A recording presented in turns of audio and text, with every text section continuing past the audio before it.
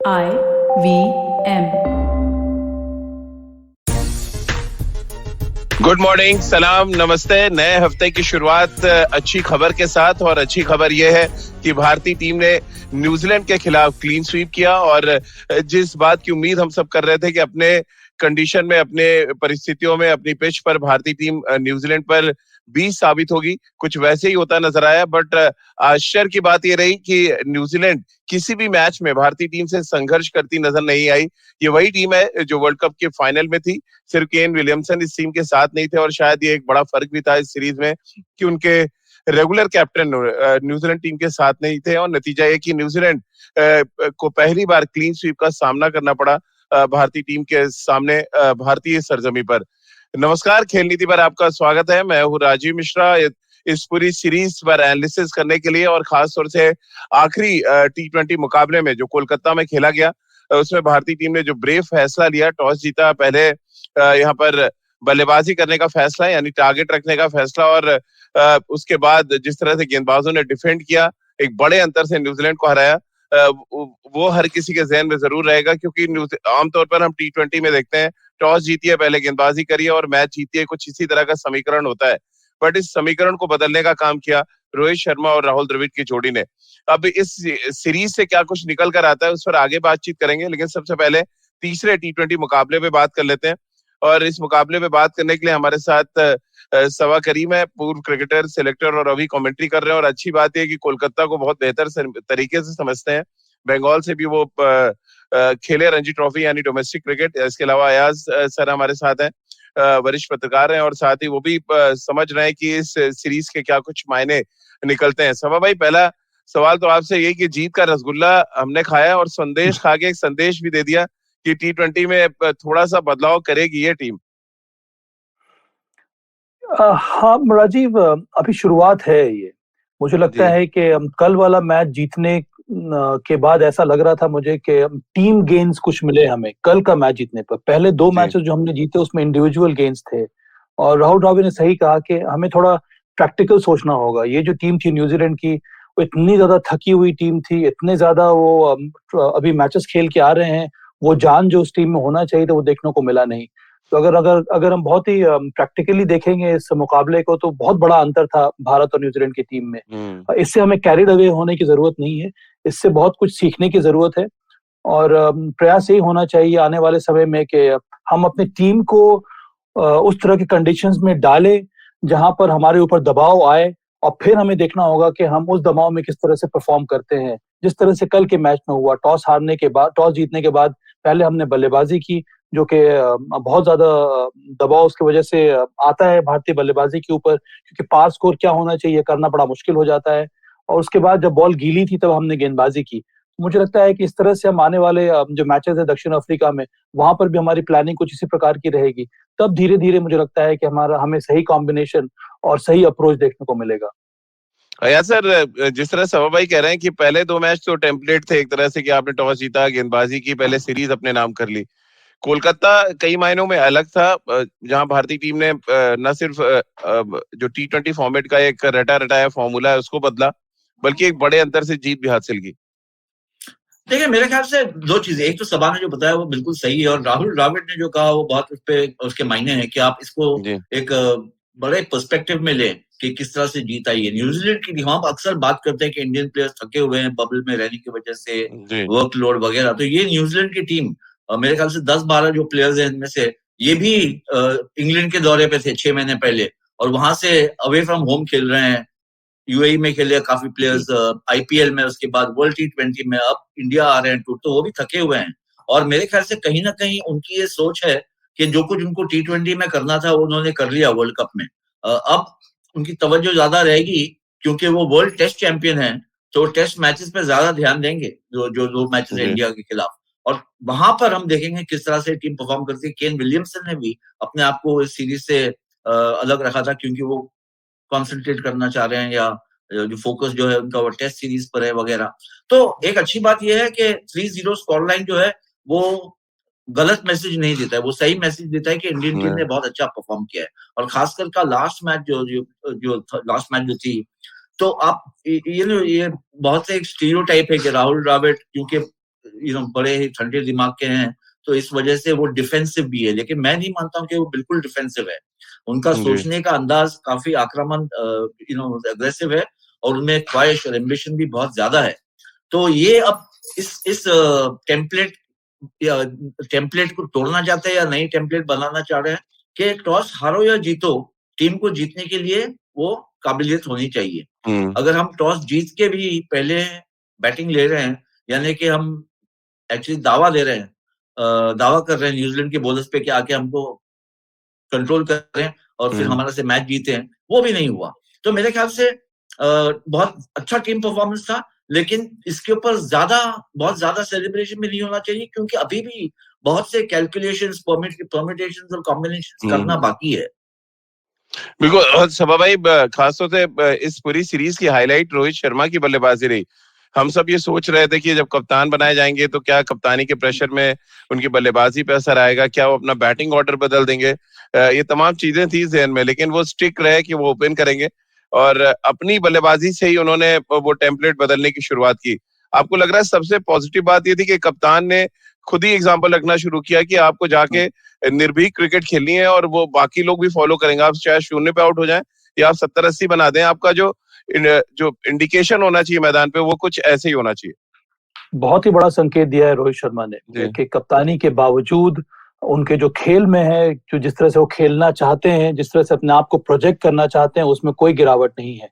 और ये बहुत ही स्ट्रांग मैसेज है अन्य बैटर्स के लिए कि इसी अप्रोच के साथ आपको मैदान में उतरना होगा, इसी अप्रोच के साथ आपको प्रयास करना होगा रन बनाने के लिए। और उसके लिए आवश्यकता क्या है राजीव? उसके लिए जरूरी ये है कि उस तरह का एश्योरेंस आप टीम मेंबर्स को दें। अगर आप प्लेयर्स को रोटेट कर रहे हैं तभी आपको कम्युनिकेट करना होगा, और मुझे पूरा विश्वास है कि ये दोनों रोहित शर्मा और राहुल द्रविड़ ये जरूर कर रहे होंगे और आने वाले समय में भी करेंगे। देखिए, भारत के पास कई सारे एडवांटेजेस हैं। भारत अगर चाहे तो इस बोल्ड अप्रोच के साथ भी खेल सकता है, जो कल के पावर प्ले में हमें देखने को मिला। भारत के पास वो भी काबिलियत है कि जिस तरह से न्यूजीलैंड खेलता है, वो चेस वाला क्रिकेट, वो भी वो खेल सकता है। जहां पे रन तेजी से बनाना है वहां पर आप रन बना सकते हैं, जहां पर आपको कंसोलिडेट करना है आप वहां पर कंसोलिडेट कर सकते हैं। इसी वजह से भारत जब भी चेस करता है, हमारी जो जीतने की जो परसेंटेज है बहुत ज्यादा हाई रहता है। आई थिंक 80-85% बार हम हमेशा जीतते हैं जब भारत चेस करता है, क्योंकि अगर हमारे पास सामने में हमारी पिक्चर साफ रहती है कि हमें इतना रन बनाना है तो बड़े आसानी से हम पूरा कर लेते हैं। हमारे साथ परेशानी तब होती है कि जब हमें टारगेट सेट करना है, पार स्कोर क्या होना चाहिए, वो हम कई बार अचीव नहीं कर पाते हैं। तो मुझे लगता है कि रोहित शर्मा ने जिस तरह की शुरुआत दी है, जिस तरह से उन्होंने धमाकेदार बैटिंग की है, वो बहुत ही बड़ा संकेत है आने वाले मैचेस में और ड्रेसिंग रूम में, कि यही अप्रोच अब उचित रहेगा भारतीय टीम के लिए T20 के फॉर्मेट में। आपने 2 डिफरेंट ओपनर्स के साथ बैटिंग करते भी आया सर देखा कि राहुल के साथ भी वो कुछ वैसी अंदाज में थे, और ईशान किशन जब आए तो ऑलमोस्ट वैसी अंदाज में वो लीड कर रहे थे। हमेशा क्या होता है कि आप देखते हैं कि कौन सा बैट्समैन अच्छे टच में है, आप उसको स्ट्राइक ज्यादा दें, लेकिन ये चीज नजर नहीं आई। रोहित शर्मा ने खुद ही कमांड लिया। अब आपके लिए एक तो सबसे इम्प्रेसिव जोड़ी कौन सी थी कि राहुल के साथ आप ज्यादा प्रेफर करेंगे, जिस तरह से खुद ही चैलेंज लिया ईशान किशन और रोहित शर्मा ने, वो जोड़ी ने ज्यादा इंप्रेस किया आपको? देखिए, इसके 2 पहलू है सवाल के। एक तो रोहित शर्मा की अगर आप बात करें एज एन इंडिविजुअल प्लेयर, तो मेरे ख्याल से आप उनको अलग रख दें। जिस फॉर्म में है, अपने उरूज पे है, he is the peak of his powers, और जिस अंदाज से खेलते हैं, जिस कॉन्फिडेंस से वो खेलते हैं, शायद ही कोई इंटरनेशनल क्रिकेट में अब खेल रहा है किसी भी फॉर्मेट में।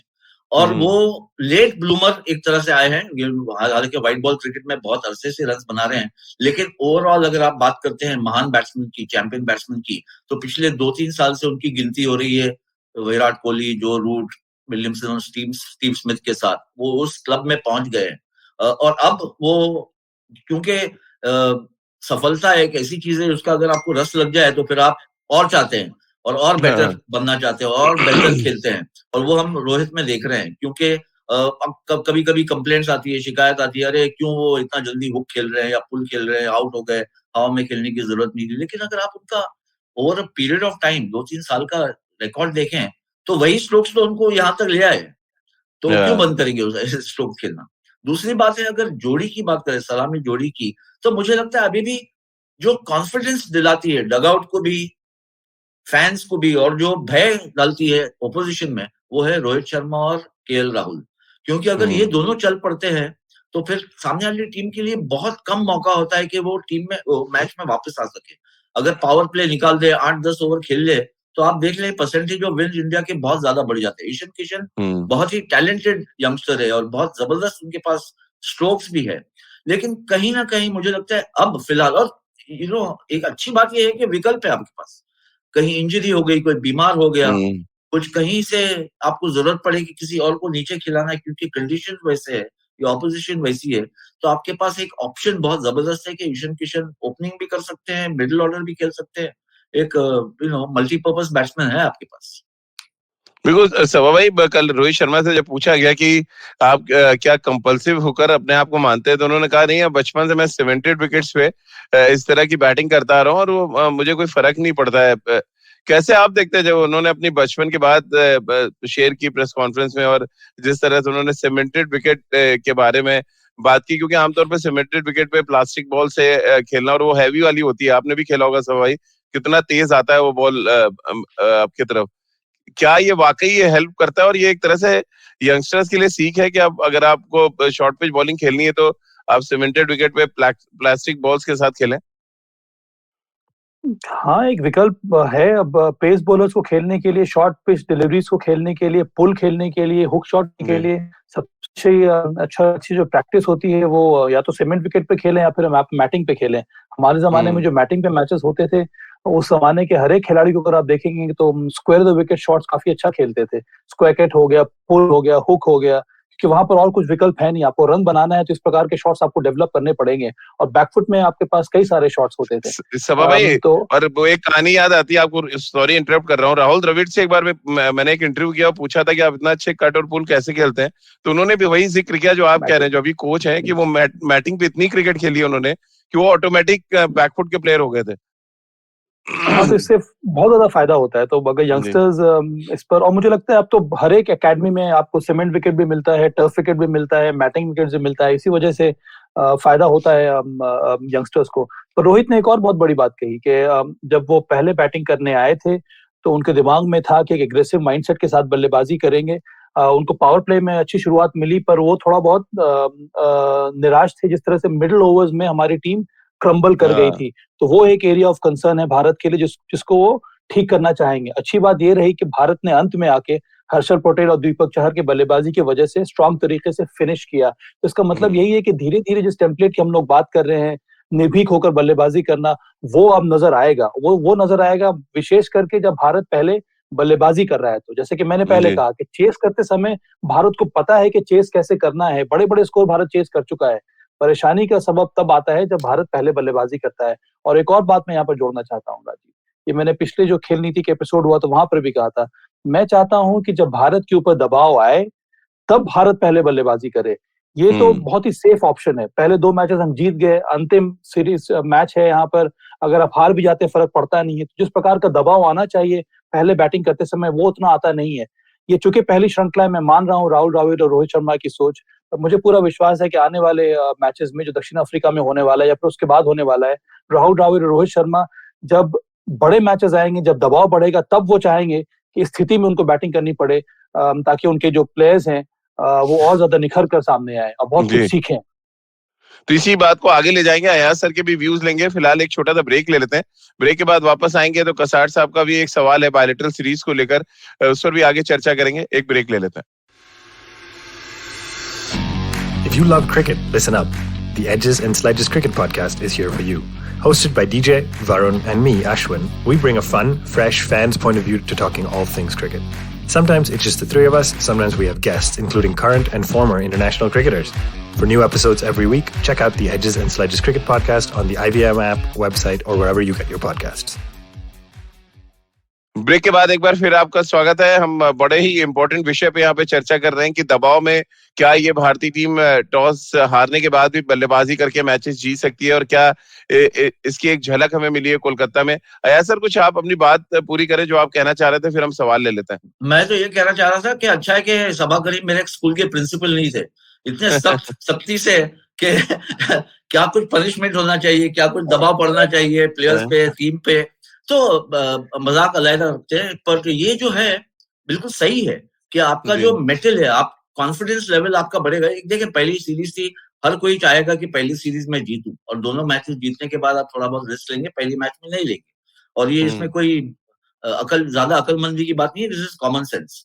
दूसरी बात यह है कि 8, 10, 12 मैचेस अगर आप खेलेंगे तो ऐसा जरूर होगा, अनलेस विराट कोहली जैसा लक हो रोहित शर्मा का, कि आप उसमें से 4-5 टॉस हारेंगे। अगर 7-8 जीत भी गए तो 4-5 टॉस हारेंगे, तो आपके ऊपर ऑटोमेटिकली सामने वाली टीम प्रेशर डालना शुरू करेगी। लेकिन मुझे लगता है कि जो इमीडिएट अटेंशन देनी चाहिए द्रविड़ को और रोहित को, वो है कि एक तो ये है, बिल्कुल T20 डिमांड करता है कि आप डिफेंसिव माइंडसेट लेके खेल ही नहीं सकते, आपको आक्रामक अंदाज से ही खेलना होगा। डॉट बॉल जो है वो बिल्कुल एक तरह से सजा है अगर अपने आप के खिलाफ। लेकिन जिस तरह से सूर्य कुमार यादव आउट हुए या 2-3 विकेट्स गिरी, एक बहुत नैरो मार्जिन होता है कि आप रेकलेस बैटिंग करते हैं और हाई परसेंटेज रिस्क लेते हैं। आप इतना परसेंटेज को इतना इतना हाई परसेंटेज ले ले रिस्क कि आप विकेट फेंकने पे मजबूर हो जाए, वो भी नहीं होनी चाहिए। क्योंकि एक थकी हुई टीम, जैसे राहुल द्रविड़ ने खुद कहा कि फटीग टीम थी, उनके खिलाफ अगर आप 2-3 विकेट खोते हैं तो एक ताजा टीम के खिलाफ, जो अभी फ्रेश टीम है, उसके खिलाफ आप 5-6 विकेट खो सकते हैं और मैच भी खो सकते हैं। तो ये जो चीजें हैं, ये मेरे ख्याल से थोड़ा उसके ऊपर तवज्जो देनी पड़ेगी कोच को और कैप्टन। शोभा भाई, एक सवाल कसार साहब का है और उनका पूछना है कि बायलैटरल सीरीज में तो हमें कभी कोई परेशानी हुई नहीं, हम हमेशा बायलैटरल सीरीज में अच्छा करते हैं, वो चाहे पुराने रिजीम की बात कर लें या करंट रिजीम की बात कर लें। जो प्रॉब्लम है वो आईसीसी के क्रूशियल मैचेस में, क्या विचार है आपके? सही कहा, इसी के बारे में बात कर रहा हूँ कि बायलैटरल सीरीज हमेशा एक तैयारी का पैमाना होना चाहिए, विशेष करके जब आपको पता है कि आपकी टीम नेक्स्ट जो वर्ल्ड कप होने वाला है उसमें क्वालिफाई कर गई है। तो हर एक बायलैटरल सीरीज में, हर एक मैच में आपकी कोशिश वही होनी चाहिए, क्या हम इवॉल्व कर रहे हैं कि नहीं एक टीम की तरह, क्या हमारी तैयारी मुकम्मल हो रही है कि नहीं, जब बड़े मैचेस आएंगे, विश्व कप का इवेंट आएगा उसके लिए। तो ये बहुत बड़ा पिक्चर है, यही लार्ज पिक्चर को ध्यान में रखकर ही आपको मैदान में उतरना है। और इसीलिए मैं बार बार अपनी बात को दोहरा रहा हूँ कि और मुझे विश्वास है कि राहुल द्रविड़ को इसकी पूरी तरह से परख है, उनको समझ है, और उनकी कोशिश भी यही होगी कि हमारी टीम को इस तरह से तैयार किया जाए कि जब बड़े मैचेस आए वहां पर हमारी टीम अच्छा परफॉर्म करे। इसीलिए बहुत जरूरी है सही प्लेयर्स को चुनना। अभी आप देखेंगे, अभी हमारी कमी कहाँ नजर आ रही है, आपका टॉप ऑर्डर विशेष करके नंबर 1, नंबर 2, नंबर 3 एक प्रकार से सेटल है, विराट कोहली वापस आएंगे टीम में। नंबर 4, 5 और 6 ये एक प्रॉब्लम एरिया है, इसको आप किस तरह से रिजॉल्व करेंगे। सूर्य कुमार यादव शानदार प्लेयर हैं, बट जो निरंतरता आनी चाहिए वो अभी भी थोड़ी बहुत मिसिंग है। कल आपने देखा सूर्य कुमार यादव आउट हुए, रोहित शर्मा थे कप्तान दूसरे छोर पर, बहुत ज्यादा नाराज हुए उनसे, क्योंकि वो एक लूज शॉट है, वो एक सॉफ्ट डिसमिसल है, उस तरह से आउट होने की आवश्यकता नहीं है। ऋषभ पंत को नंबर 5 पर खिलाया जा रहा है, मुझे लगता है अभी भी थोड़ा बहुत उनका गेम जो है वो कंप्लीट नहीं हुआ है। नंबर 6 पर हमारे पास कोई विकल्प नहीं है सिवाय हार्दिक पांड्या के। अगर हार्दिक पांड्या फिट हो जाते हैं, गेंदबाजी करते हैं, तो डोमेस्टिक क्रिकेट भी मैंने देखा है, अंतरराष्ट्रीय लेवल पर जिनको मौका मिल रहा है वहां पर पोजीशन जो है अभी भी हार्दिक पांड्या के अलावा आपको कोई नजर नहीं आ रहा। Venkatesh Iyer number 6, I don't think so. अभी आप जो एक टॉप ऑर्डर या मिडिल या नंबर 4 के प्लेयर को आप अचानक नंबर 6 एक पावर हिटर में आप चेंज नहीं कर सकते, बहुत देर हो गई है उसके लिए, तो आपको विकल्प ढूंढना होगा वहां पर।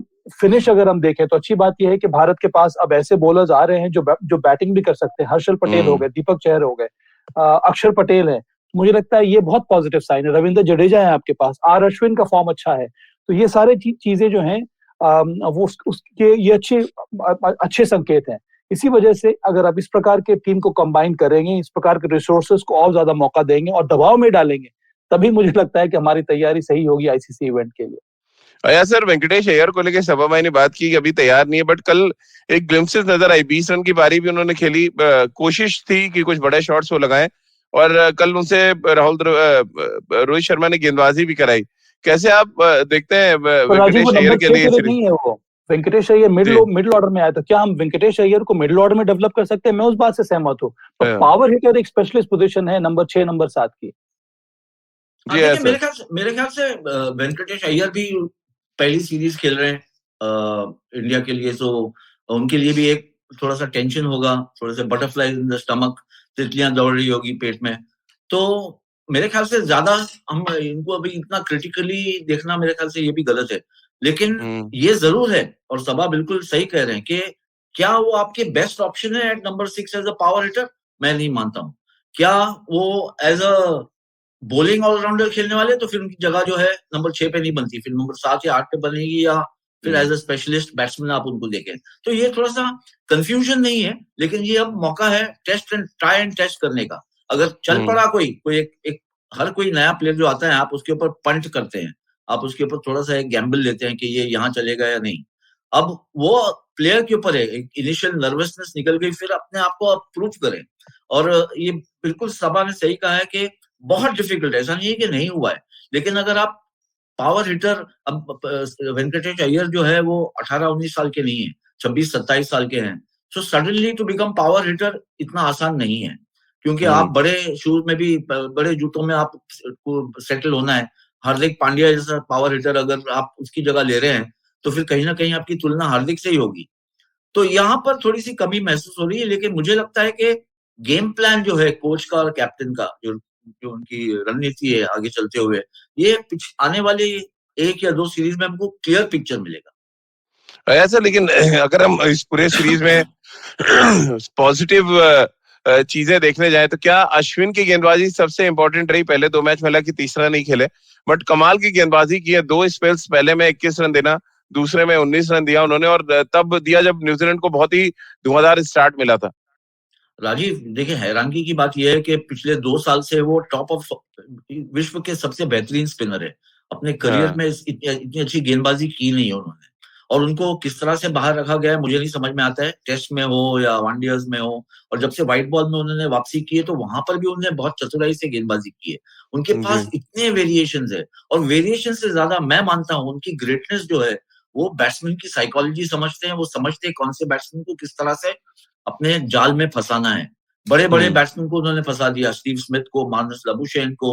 और मुझे लगता है कि अब जो भी अभी 35 साल के हो गए हैं, पर जितना भी अभी उनका करियर बाकी है, और कम से कम मुझे लगता है आने वाले 1 साल में, 1.5 साल में जितना फायदा आप उठा सकते हैं अश्विन से, वो उठाना चाहिए।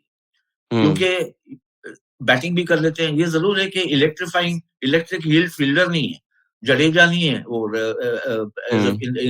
एज अ फील्डर, लेकिन जो उनके एडवांटेजेस है, जो उनकी खासियत है, जो उनकी अहमियत है उनके हुनर की, उसको तो आप एक्सप्लॉइट कर सकते हैं ना। बिल्कुल। सभा भाई, आप भी मानते हैं अश्विन इस सीरीज के युवा सबसे खोज रहे हैं? जिस तरह की कमबैक किया उन्होंने, तो मैं युवा ही खोज कहूंगा। और दूसरा, ओवरऑल स्पिनर्स ने बहुत अच्छी गेंदबाजी की है। अक्षर पटेल हो या युजी चहल की हम कल बात करें, 2 में 23 देने के बाद अंतिम के 2 ओवर्स में 3 रन दिए उन्होंने। रोहित शर्मा ने भी बहुत तारीफ की अपने स्पिनर्स की। कैसे आप देख रहे हैं अश्विन प्लस स्पिनर्स का जो परफॉर्मेंस रहा? कठिन परिस्थिति में गेंदबाजी की है हमारे स्पिनर्स ने राजीव।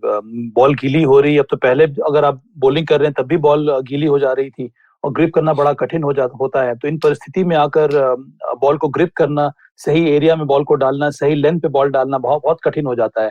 और वो भी एक न्यूजीलैंड टीम के सामने जिसमें कई सारे पावर हिटर्स हैं। तो शानदार प्रदर्शन रहा है हमारे स्पिनर्स का, और बहुत बड़ा योगदान रहा है इस जीत में हमारे स्पिनर्स का। अश्विन हो गए, अक्षर पटेल हो गए, कल युजी चहल बहुत दिनों के बाद भारत के लिए खेल रहे थे, थोड़ा दबाव था उनके ऊपर, बहुत जल्दी उन्होंने अपने लाइन में चेंज किया, जिसकी वजह से उनको मार्टिन गप्टिल का विकेट मिला। तो ये दर्शाता है कि धीरे धीरे ये खिलाड़ी भी वापस आ रहा है, और फिर से वही फॉर्म हमें देखने को मिलेगा, जो कि बहुत बड़ी बात है। देखिए, आपके पास कई सारे अगर विकल्प हो टीम में तो अच्छी बात होती है, इससे कॉम्पिटिशन बढ़ता है। अब हम लोगों ने बात की जैसे कि नंबर 6 पर आपके पास पावर हिटर है कि नहीं है, नंबर 4, नंबर 5 पर आपके पास क्या क्या विकल्प हैं। इस समय सूर्य कुमार यादव खेल रहे हैं, ऋषभ पंत खेल रहे हैं, क्या वेंकटेश अय्यर को हम डेवलप कर सकते हैं, क्या ईशान किशन मिडिल ऑर्डर में आ सकते हैं खेलने के लिए कि नहीं, क्योंकि ईशान किशन के पास वो पावर गेम है नंबर 4 पर खेलने के लिए या नंबर 5 पर खेलने के लिए। तो श्रेयस अय्यर, उनकी जगह कहाँ पर होनी चाहिए? मेरा ये मानना था कि श्रेयस अय्यर नंबर 3 पर आना चाहिए था इस श्रृंखला में, पर नंबर 3 पर सूर्य कुमार यादव को भेजा गया। तो इस तरह के कॉम्बिनेशंस में चेंजेस या फिर उतार चढ़ाव देखने को मिलेगा आने वाले श्रृंखला में भी राजीव। तो चलिए एक और छोटा सा ब्रेक यहाँ पे लेते हैं। ब्रेक के बाद वापस आएंगे, हर्षल पटेल की गेंदबाजी के बारे में बात करेंगे। एक और पॉजिटिव, एक और ऐसा गेंदबाज जिसके बाद वेरिएशन है, जिसके बाद बहुत डिसेप्टिव स्लोवर मंस है, उस पर अयाज सर और सभा भाई के व्यूज लेंगे। एक छोटा सा ब्रेक लेते हैं, तुरंत हाजिर होते हैं। Eventually, you'll see the end of your childhood. Get accustomed to womanhood. Enjoy the experience of sisterhood. Might get to wifehood. Or not. Choose motherhood Or not. You'll learn to define your personhood, Earn a livelihood, change the neighborhood. and get rid of the falsehood that life post academia is easy. So join me, Natasha, And me, Ayushi, on a journey from station starting point to station, what now? next station, Pudil station, and hopefully Agla station, adulthood. Fresh episodes out every Thursday. Break के बाद एक बार फिर आपका स्वागत है। चर्चा हम यहाँ पर भारत और न्यूजीलैंड के बीच खत्म हुई T20 सीरीज की कर रहे हैं, जहां पर भारत ने डोमिनेट किया, क्लीन स्वीप किया, 3-0 से सीरीज अपने नाम किया। और अगर हम फैंस की भाषा में बात करें तो बदला लेने की शुरुआत हुई है। अभी टेस्ट क्रिकेट लेकिन बाकी है। अभी हमने T20 फॉर्मेट में एहसास कराया न्यूजीलैंड को कि जो कुछ हुआ था यूएई में वो एक फ्लूक की तरह था। वापस भारतीय टीम पूरी ताकत के साथ तैयार है। या सर, इस सीरीज में लेकिन अगर हम बॉलिंग की क्योंकि चर्चा हमने शुरू की, सबसे बड़ा पॉजिटिव मुझे जो लगा कि वो हर्षल पटेल थे।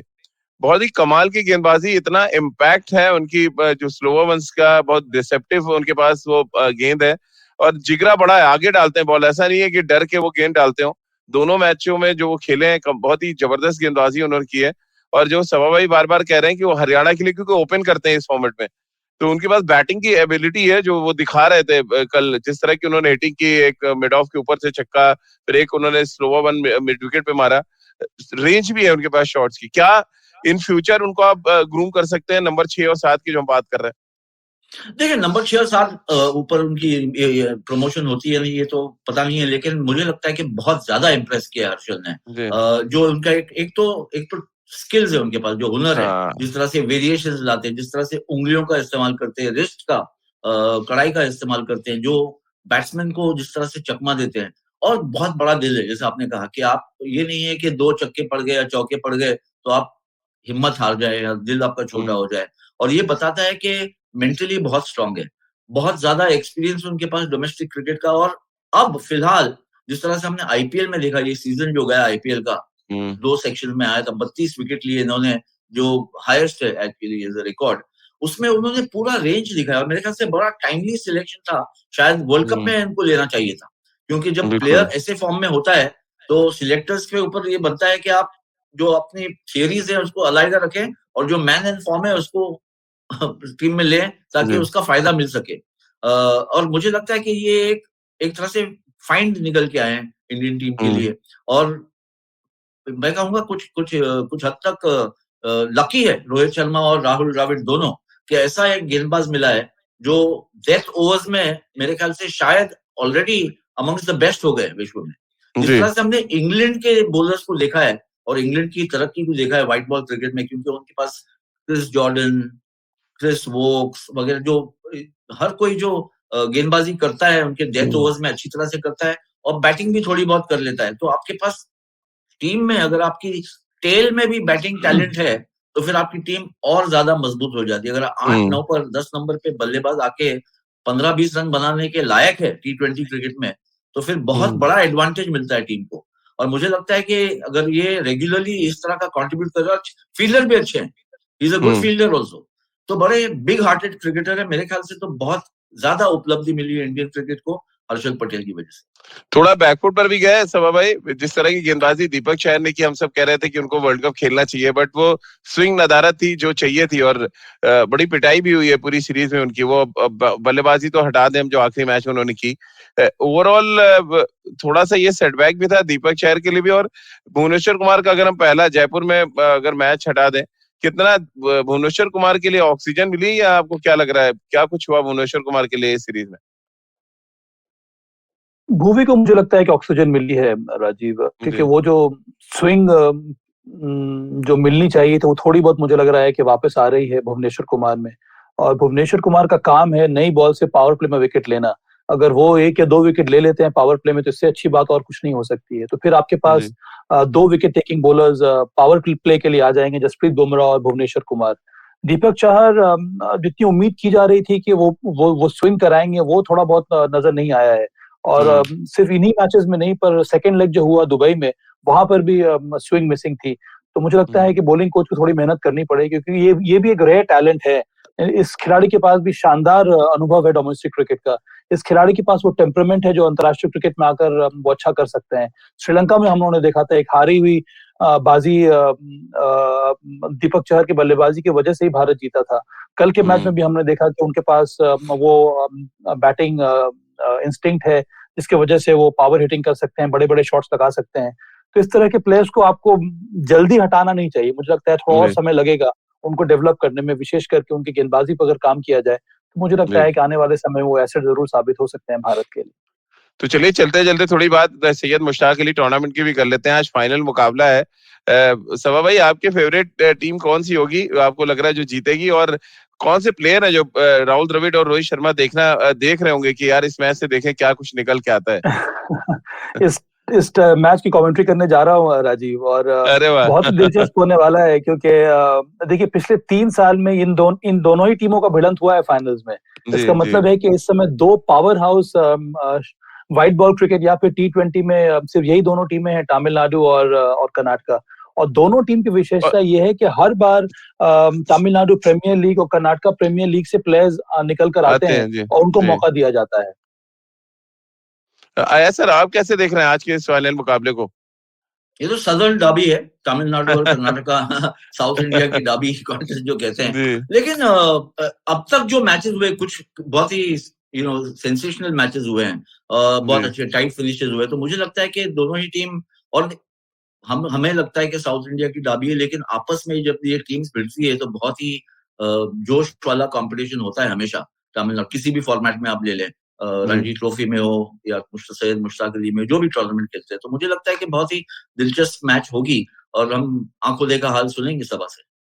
सबा भाई, क्या विजय शंकर जैसे खिलाड़ी कंसिडरेशन में होंगे जिन्होंने बहुत अच्छा किया है, और हम क्योंकि एक ऑलराउंडर तलाश रहे हैं, क्या एक कंसिडरेशन होगा? राहुल द्रविड़ देख रहे होंगे, क्योंकि मुझे पर्सनली बड़े कॉम्पैक्ट प्लेयर लगते हैं वो। हाँ, नंबर 3 नंबर 4 पर आते हैं अपनी टीम के लिए बैटिंग करने के लिए, नंबर 5 पर भी खेल सकते हैं। तो वो एक जिस तरह का प्रदर्शन रहा है, इसी प्रकार की निरंतरता अगर आने वाले विजय हजारे मैचेस में भी मिलेगी तो मुझे विश्वास है कि चयनकर्ता देखेंगे। 2-3 युवा खिलाड़ी जिन्होंने बहुत ज्यादा प्रभावित किया है। एक तो साई किशोर जो CSK के लिए खेलते हैं, लेफ्ट आर्म स्पिनर। एक साई सुदर्शन है, नंबर 3 पर आते हैं बैटिंग करने के लिए तमिलनाडु से, उनका प्रदर्शन काफी अच्छा रहा है। एक अभिनव मनोहर, एक और विकल्प मुझे नजर आ रहा है जो कर्नाटका के लिए खेलते हैं, नंबर 6 पर आते हैं खेलने के लिए। तो शाहरुख खान के पास जिस तरह का पावर है, कुछ इसी प्रकार का पावर चूंकि अभी तो बस शुरुआत है, पर उस खिलाड़ी में भी नजर आया है। तो कई सारे युवा प्लेयर्स हैं जो अच्छा परफॉर्म कर रहे हैं, पर मुझे लगता है कि देखिए अंतर्राष्ट्रीय स्तर पर आने के लिए आपको कम से कम 2 या 3 साल इन खिलाड़ियों को देना होगा, तभी आप इनको आगे ला सकते हैं। तो चलिए फाइनल मैच पे कल कौन जीतता है उस पे भी सबा भाई के रिएक्शन लेंगे, अयाज सर की भी नजरें होंगी कि ये भी देखना चाहेंगे कौन से युवा खिलाड़ी दस्तक देते हैं भारतीय टीम के दरवाजे पर। बहुत बहुत शुक्रिया अयाज सर आपका, सबा भाई आपका भी। तो आप भी जुड़िए खेल नीति के साथ रोज सुबह 9:30 पर सिर्फ खेल नीति के यूट्यूब चैनल और IVM के फेसबुक पेज पर। इसके अलावा आप मुझसे जुड़ सकते हैं और अपने सवाल भेज सकते हैं @राजीव मिश्र मेरा ट्विटर हैंडल है। इसके अलावा अयाज सर को आप डायरेक्टली सवाल भेज सकते हैं क्रिकेट वल्ला पर। इसके अलावा खेल नीति का हर एपिसोड आप सुन सकते हैं IVM ऐप पर, IVMpodcast.com पर, गाना, स्पॉटिफाई, सावन, गूगल पॉडकास्ट या अन्य IVM पॉडकास्टिंग नेटवर्क पर। आप सभी का बहुत बहुत शुक्रिया हमारे साथ जुड़ने के लिए।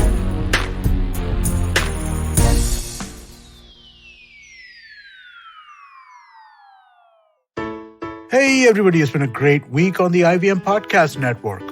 On Cyrus Says, Cyrus talks to a close friend and veteran actor Dolly Thakur about her new book, Regrets None, and her amazing career spanning over 5 decades. On Tere Mere Raste, Kesha travels to the Pearl of the Hills, Mussoorie. Discover a city that cherishes her tourist spots as much as her famous residents. Our taglines, a relic of the past. On Sparta with Sid, Siddharth analyzes whether taglines still hold relevance in today's world. On GBCD, Farhad and Sunetra reflect on the perks and quirks of living with family. And on Hans Vandi, hear an interesting story, Neem Ki Pattiya, voiced by Casey Shankar and written by Sarang Upadhyay. Do follow us on social media. We're IVM Podcast on Twitter, Facebook, Instagram, and LinkedIn. And remember, if you're enjoying this show or any of our other shows for that matter, please do tell a friend. Also, do check out our various YouTube channels. You can catch them on IVM Podcast/YouTube. And finally, we'd like to thank our sponsors on the network this week: Cred, Bank of Baroda, Quota, CoinSwitch, Kuber, Flay Coffee, Intel, and Oxfam India. Thank you so much for making this possible. Do you wonder why China does the things that it does? Or want to know how we could improve online privacy? Or perhaps you're thinking about how we can kickstart India's economy? If you like to search for the answers to such questions, check out All Things Policy, a daily public policy podcast that covers everything from employment figures to aircraft carriers. Tune in from Monday to Friday for new episodes and fresh takes.